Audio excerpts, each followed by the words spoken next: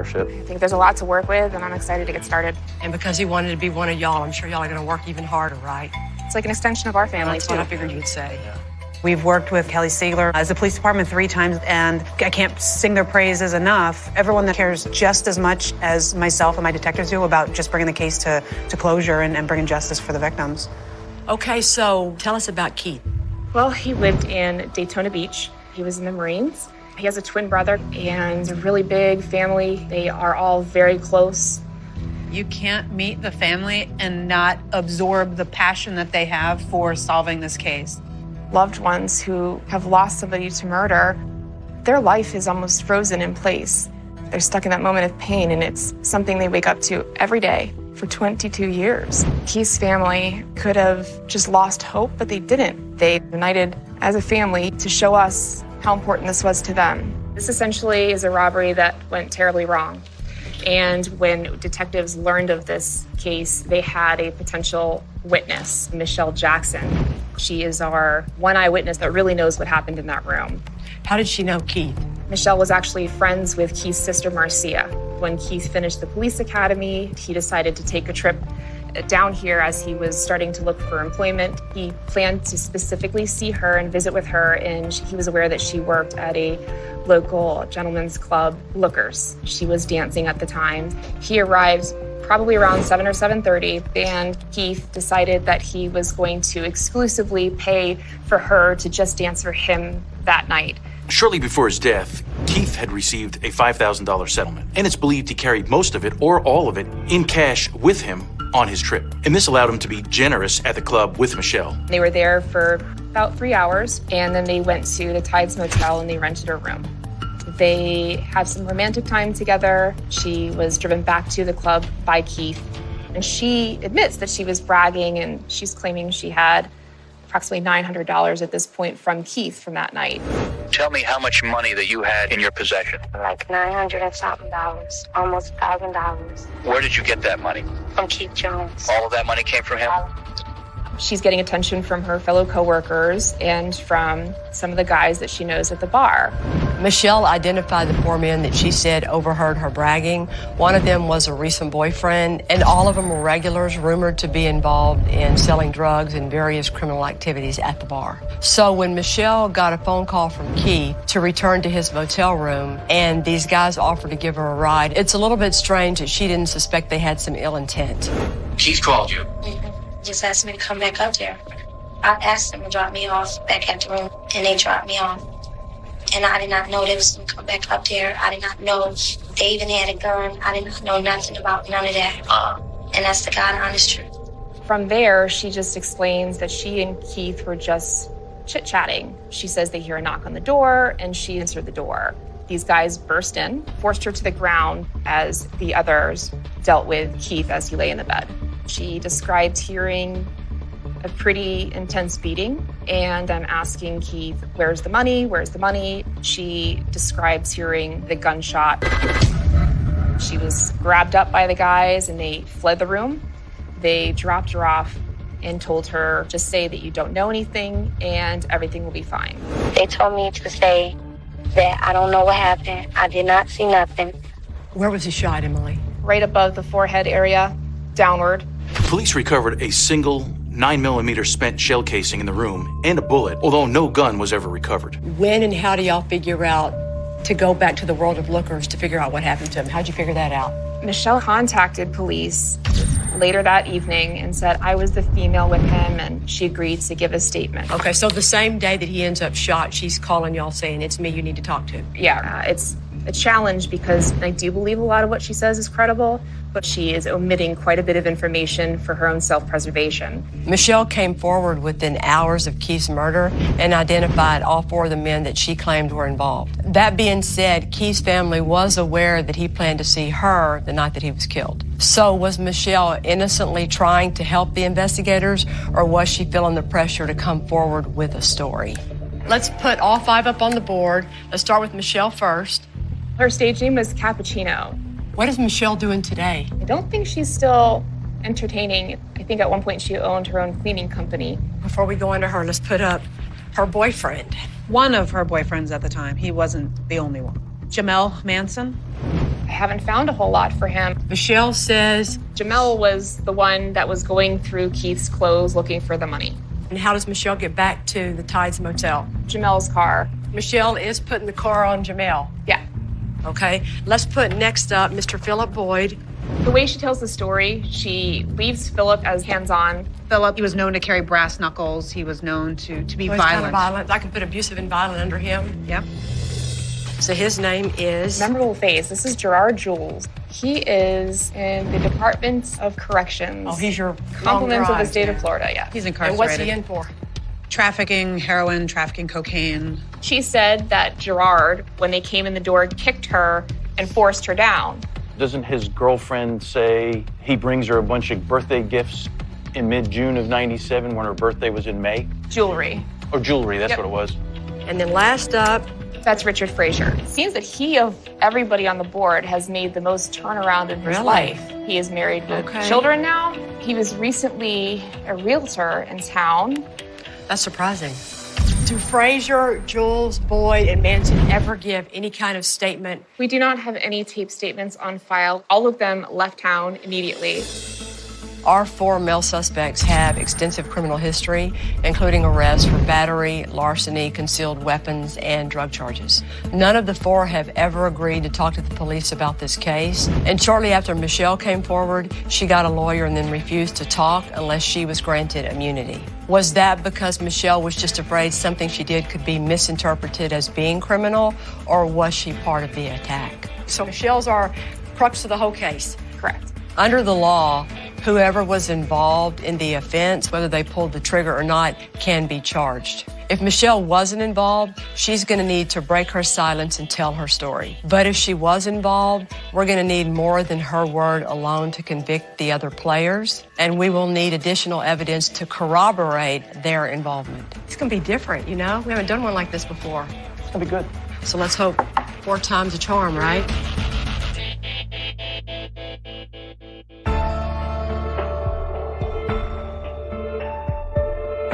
We are going to be meeting with 6 people in Keith's family. And even meeting 6 of them, we're only meeting about half the Jones clan. This is true.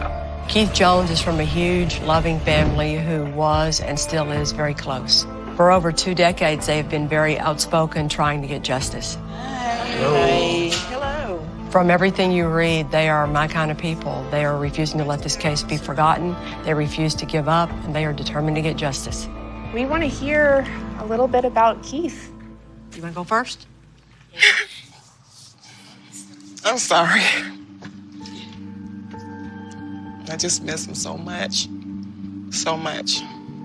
Such a beautiful light in our lives has been totally turned off. We don't have that no more. It's just like he was taken from us. Why?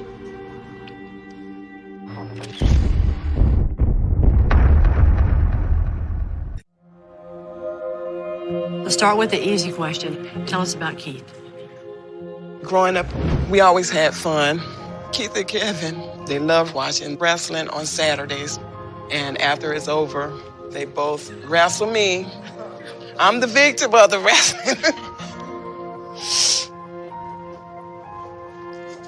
I just miss him. I'm sorry. We had a bond. He was my heart. We shared the same embryo. We shared the same...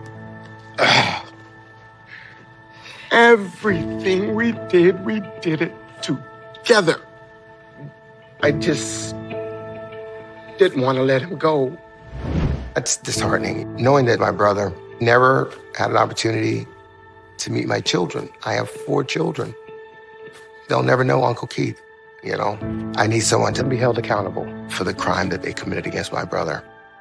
It really, really affected me to know that someone that I thought was a friend of mine would do something like this to me. We were talking about Michelle, right? Right. How well did Keith know Michelle? Not very well. He just knew that her and I was close.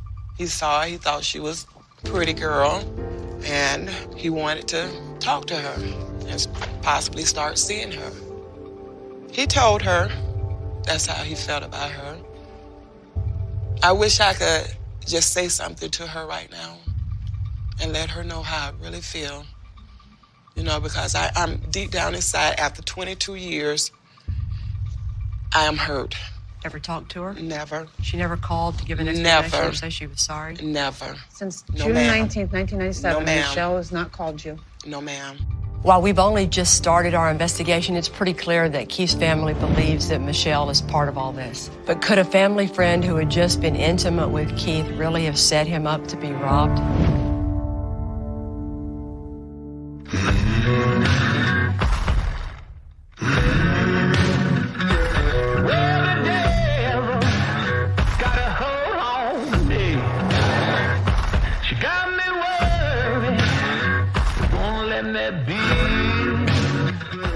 We've got 5 suspects in the murder of Keith Jones, Michelle Jackson, and the 4 men she claims burst into their motel room and attacked and robbed them. And they all had the same motive: money. No one staying at the motel reported hearing a gunshot or seeing anything suspicious that night. Nobody, except for Michelle. So we're headed to a room with a similar layout, and we're going to try to recreate the events to see if her story is true, or if she was also responsible for what happened to Keith. This is pretty close to our room dimensions. There was a chair pushed up to the bed, and then right around the curb beyond the bed would be the bathroom. According to her statement, she was the one that went to the door and opened it. She's claiming they burst right in and immediately kick her, push her to the ground. She hears the sound of beating and saying to Keith, "Where's the money? Where's the money?" And he said, "Just take it, just take it." Michelle told police that she kept her eyes down in fear, and she never saw who pulled the trigger. And that could be true, but it does seem suspicious that she was the one who opened the door. And odd that Keith would have been all right with that in the middle of the night, and especially since he was in his underwear. She had to have answered the door because look where Keith is. He's not going to say, welcome in and get back on the bed. He's not going to Not in his underwear. Right. I think that sex happened the second time. She made him vulnerable. Yeah. He was mostly undressed. Michelle claimed that when she returned to Keith's room that night, they didn't have sex again. Instead, they chatted for about 20 minutes before the intruders burst in. But Keith was in his underwear, and police recovered multiple used condoms in his room. So was Michelle lying to cover up that she used sex to get Keith in a vulnerable position in preparation of a robbery? Lisa, you go first. Take the gun and then talk through what you think happened in the order you think it happened. First guy's right in. Give me the money, give me the money. He's on top of him. Okay. Boom. He's hitting him. Where are all the areas? Show me all Most of them are to this side of the head. Okay. He's And got injuries You don't to think his he's arm. just pushing hard. You think he's hitting. I do. Because at some point he misses and he hits the bed, and that leaves the perfect blood impression. Regardless how strong you are, how well trained you are, they were knocking the crap out of him. Maybe Keith was shot because he was putting up a fight. Maybe the perpetrators were afraid that he could identify them. Either way, that gun went off, turning this robbery into a robbery homicide. This went wrong. It should have been a quick hit in and out, and it was going to be until this pistol went off. You have to wonder, if the robbers were concerned that Keith could identify them, why leave Michelle alive? After all, she was now an eyewitness to them committing a murder. Maybe it's because she was in on it.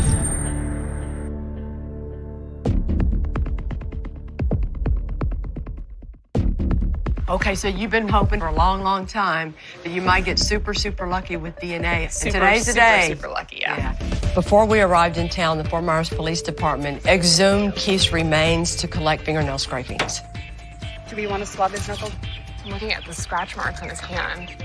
We sent the samples that they collected along with linens from the motel room to the lab for DNA analysis. We know that Michelle Jackson was there, but if she was involved, then her word cannot be entirely trusted. We're going to need corroborating evidence to convict the other suspects. A positive DNA match placing them in the room would do that. This is Samantha. Hi, Samantha. This is Detective Emily DeStephanis. How you doing? I'm good. How are you? It's a long shot, but this could be huge.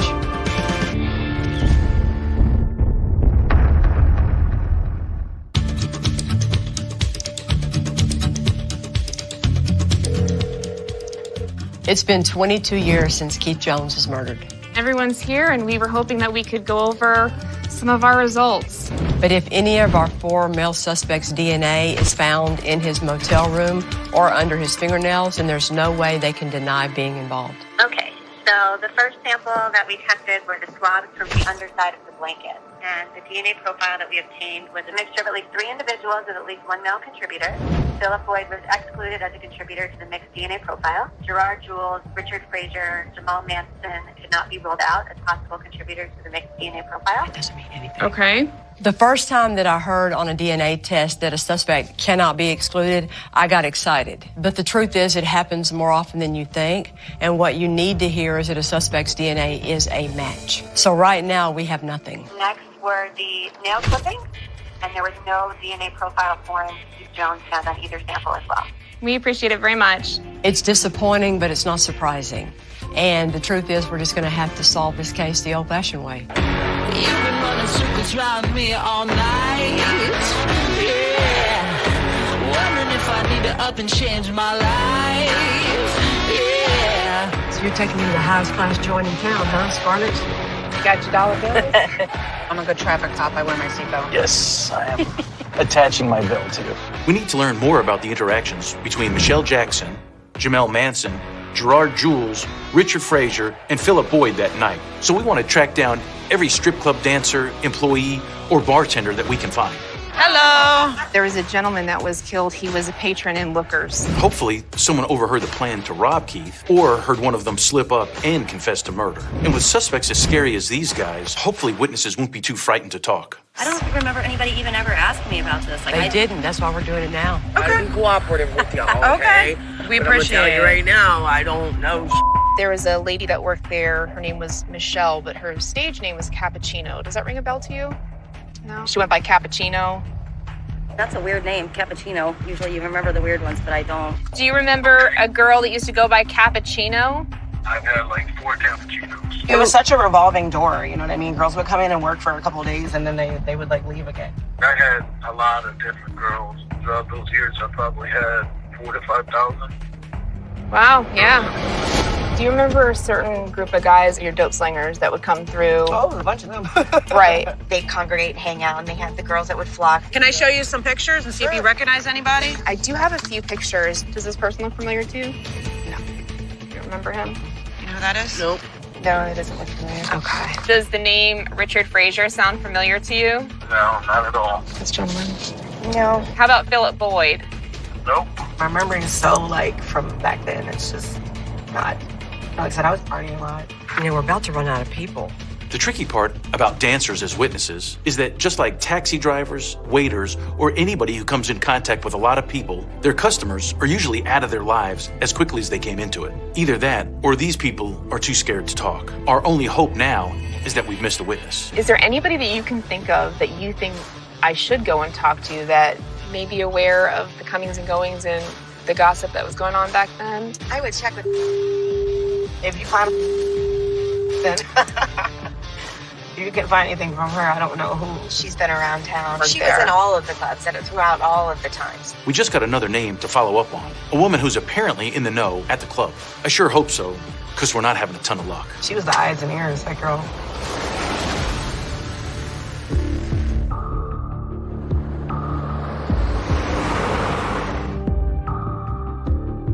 This is Terrence, Michelle's brother.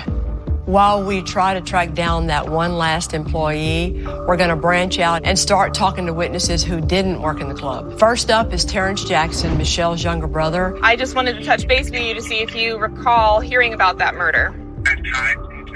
Yes, sir.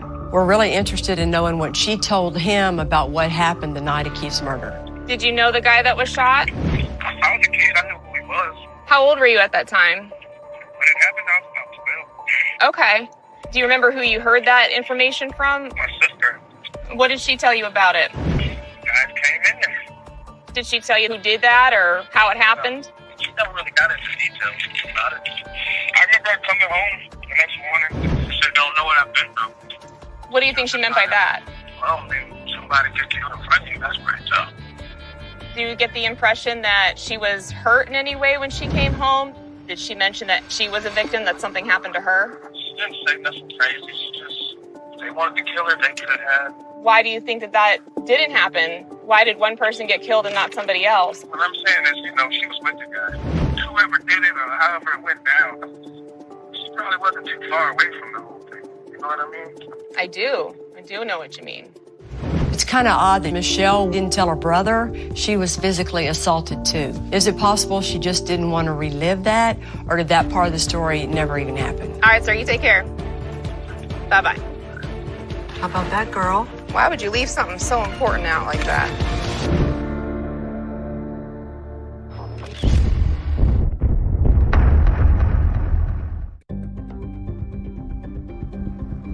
I don't think we're going to find Jamel. Every address that we could find for Jamel, we tried to check out. The Fort Myers Police Department has been looking for our suspect and Michelle's ex-boyfriend, Jamel Manson, for the past 5 years and have not been able to find him. Unfortunately, we haven't had any luck either. And then we have Gerard Jules in custody. We know how that's going to turn out. Another of our suspects, Gerard Jules, is incarcerated on drug charges. He hasn't really cooperated in the past. Approaching him is likely going to be a waste of time. We gotta light a fire somewhere and get people talking. But our plan is still to track down the other 3 suspects and additional witnesses to try and corroborate Michelle's story, or see if Michelle was the mastermind behind Keith's murder. Or maybe today's the day we need a little good luck.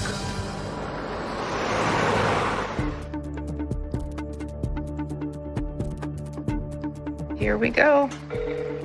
Our suspect, Philip Boyd, lives kind of a transient lifestyle. While we work on locating him, we want to reach out to one of his friends. We're wondering if she ever overheard Philip mention anything about the night of Keith's murder. Did he say anything about the murder at the Tides Motel? One time they were playing the Xbox game. They were going at it. It was Rich, and he was like, "Bro, I'll give you like the Tides Motel dude." Was that Phil that said that to Rich, or how did that? Rich said that. Rich said that to Phil. Yeah. This is a really great piece of corroborating evidence that would be admissible against Richard. Now we're getting somewhere. She's wonderful. She is.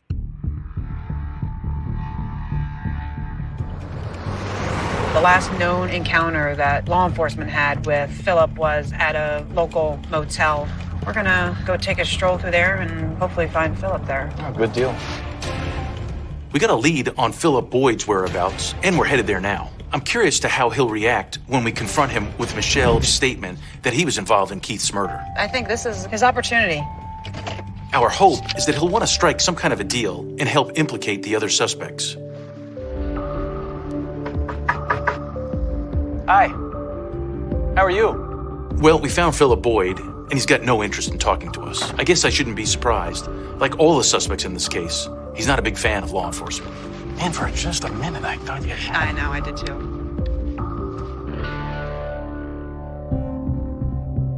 What do you think about the approach with Richard?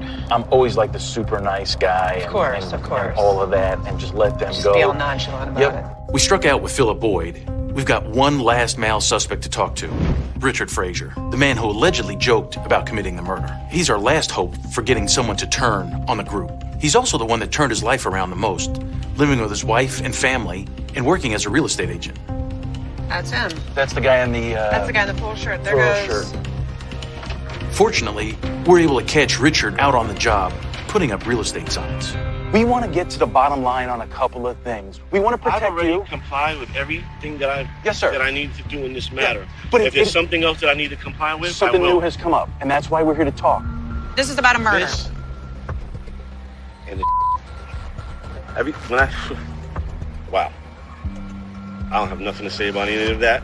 I've already complied. Okay. In the station. Anything else you need me to comply with?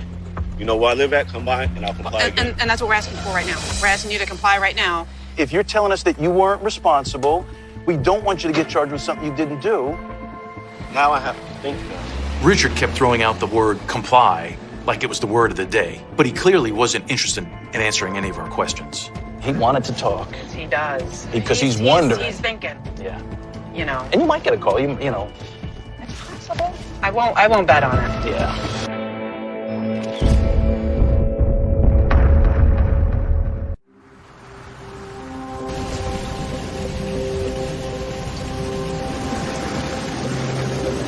The time has finally come to talk to Michelle Jackson. Ever since she's come forward in Keith's murder, the police department has always questioned if she's the one who set it up. There are so many questions. Why did she return to Keith's motel room that night? Why did she get a ride from 4 men who were so interested in how much money Keith had? Why did they leave her alive? And why did she ask the prosecutor for immunity? If you call somebody before Michelle first, you're going to get to her before we do, so Let's just give her a call. we don't know where Michelle lives, but we do have her phone number. She owes it to Keith and his family to break her silence. I'm just gonna say, this is what I'd like to follow up on. I'd really like to sit down and speak with you if you have some time. From a jury point of view, it feels like, look, Keith was your friend. When can we sit down and talk about this? I agree. Michelle answered the phone, but like our other suspects, she wasn't interested in answering our questions. She's not a yapper. She wants to play the victim. She wants to play. Well, it's worked for 22 years. It's worked for her. It's sad to think that Michelle had known Keith for years, was intimate with him that night, and was really good friends with his sister, and yet still has no interest in answering our questions about the men that she claims are responsible for Keith's death. No one's ever going to get to interview her. It's not going to happen. Well, I'm not disappointed. Or surprised. No.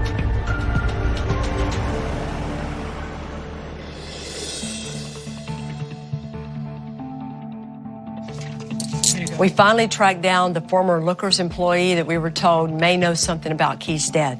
Turns out she's in jail. How you doing? Time.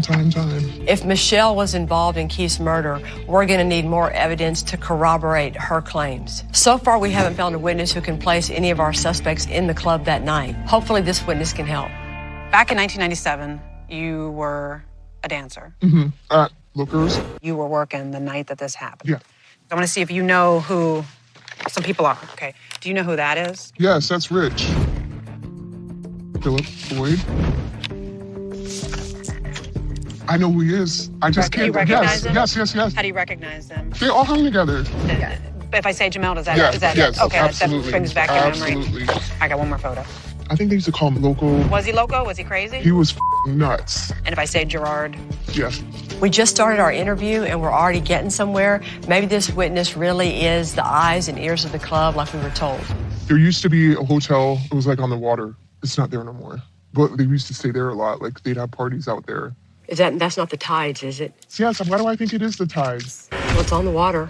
And it's not there anymore. Yeah, the Tides. That's exactly what it is. So you have been to parties at the Tides Motel before? I rented rooms there before too. Like we'd have a room and they'd pop in and do a few lines and stay for an hour and then leave. But that's kind of how it was. But it's mostly the girls getting the room because at the time we were stupid and we'd make the money and then we'd be buying the drugs from them. So like it was one of us always getting the rooms.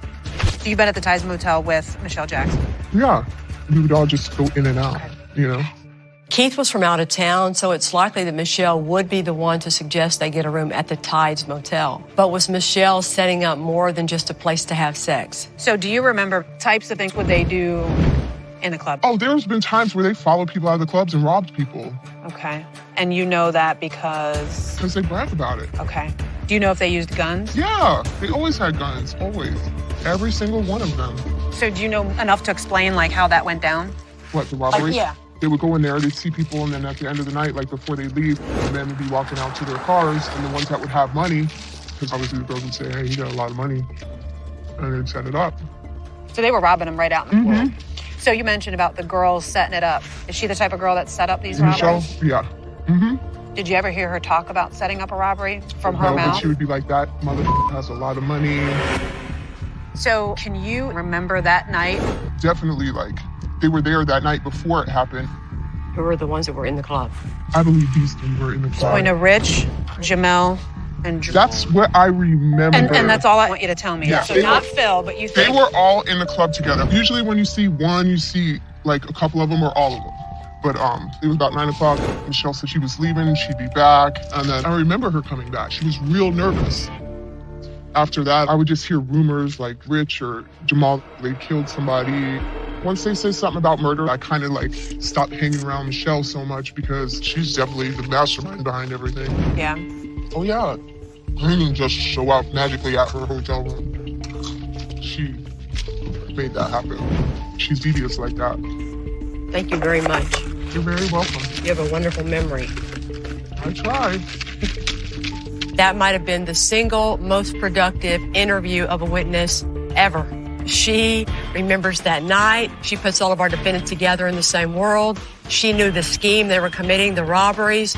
She gave us new insight into Michelle. She corroborates Michelle's story, and she provides evidence against all 4 of the other suspects. When she was talking, I wanted to jump up and just high-five Lisa because that lady just solved the whole case. This is unbelievable.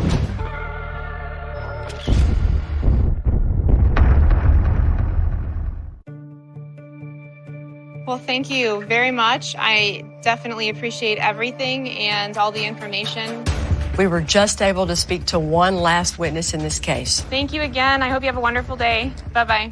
The bad news is, for their safety, we're unable to share their interview in this program. So, Emily, tell me those points, and I'll write those up here, too. The good news is they are our strongest witness yet. The best thing is they recalled Michelle says, you know, my friend is coming in from out of town and he has a lot of money. I got it all set up. We're going to rob him. I nearly fell out of my seat right then and there. This witness is a beautiful addition to the case and further confirms that Michelle herself admitted to setting up Keith that night to be robbed by our other suspects. So all of that is jackpot evidence on Michelle. Yes. This witness has been placed somewhere safe, and hopefully one day they'll be able to recount their statement in a courtroom. Which brings us to where the case against all of our suspects stands today. Is there any suspect up here that any of y'all believe we should clear off the suspect board? No, not at all. No. Okay. Richard Frazier and Gerard Jules and Philip Boyd and Jamel are kind of grouped together. Do you think you have enough to want to proceed with filing charges on them right now? I think that we have a really, really strong foundation, and I think that we are definitely moving in the direction of a warrant request. But I would like to fine-tune some points. Okay. We've uncovered evidence against our 4 male suspects, but the Fort Myers Police Department is going to continue to explore the role that they each may have played in this case, so they're not ready to charge them yet. So when you're presenting your case against Michelle Jackson, what's the first thing you're going to say, Emily? She set it up. She planned it. She victimized her friend. She knew he had money. She knew that she had these guys at her disposal. Oh, there's been times where they followed people out of the clubs and robbed people. One time they were playing the Xbox game. It was Rich, and he was like, around, I'll do you like the time will tell dude. And then what did we know that night? From talking to Michelle's brother, what else did you find out? She doesn't even tell them that she was a victim because she wasn't a victim. Did she mention that she was a victim, that something happened to her? She didn't say nothing crazy. She just, they wanted to kill her, they could have. She is the thread that connects everyone together. She's the reason he is gone. She is the reason for this tragedy. Are you going to present all this to Sarah, who we've had a little luck with before on your other cases you've worked? Yes. This is a fantastic case. You're in good shape. Get your butt over there and get him to say yes.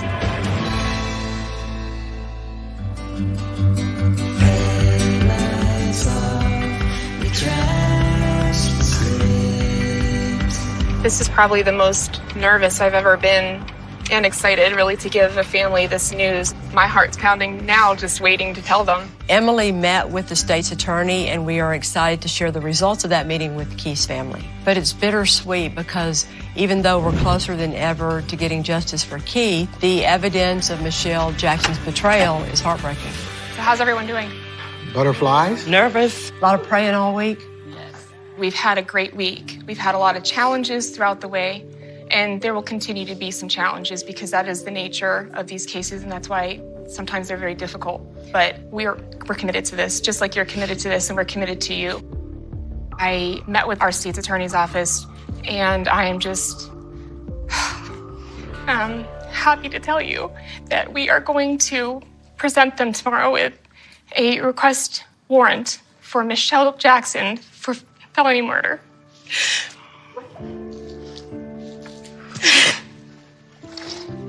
Thank you. Thank you. Is that what you wanted to hear, Mr. Jones? Everything. 22 years of waiting, right? We are not stopping with that. There's more to do in this case. But we feel that Michelle Jackson started this whole thing, and I feel good starting with her. I think that's the right way to start this chapter of the story. I trusted Michelle. You know, I thought she was my friend, but throughout the years, I find out she's not really my friend. And you just can't trust people in life, you know. She was behind it, and she started it, and she's the most evil of all because Keith was her friend. Yes. Yeah. I do want her to be accountable for what she's done. She will be accountable. Yes. It's a great start. It's a good start. I'm happy. Tears of joy. It's sad because we cannot get these years back. But we can move ahead knowing that resolution and justice is on the horizon. We have a great sense of relief to know that we have something to go on now when we had nothing. Now we have something that we can hope for. I just pray that she would have some remorse for what she's done. I think that all you need to pray for is for your own family and for justice for your brother. And because of what Emily and Brittany have done, this is the beginning of that road. You're going to get there. Oh my God. Thank you so Your eyes just break my heart. Keith's family will never